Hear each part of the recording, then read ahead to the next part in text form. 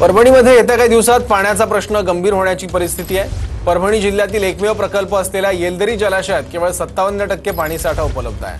अनेक विहिरी आटल्या असून नद्यांची पाणी पातळी सुद्धा खालावली आहे।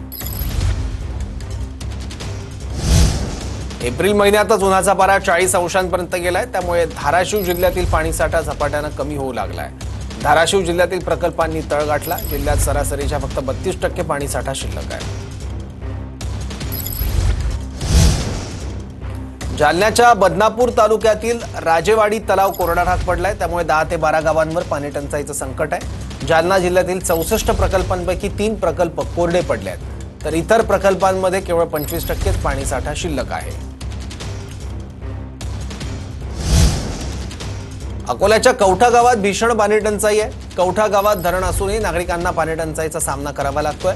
हंडाभर पाण्यासाठी 1.5 किलोमीटर पाईपलाईन करावी लागते। नागरिक नदीपात्रातील खड्ड्यातून पिण्यासाठी पाणी काढतात। खड्ड्यातील दूषित पाण्यामुळे नागरिकांचं आरोग्य सुद्धा धोक्यात आलंय।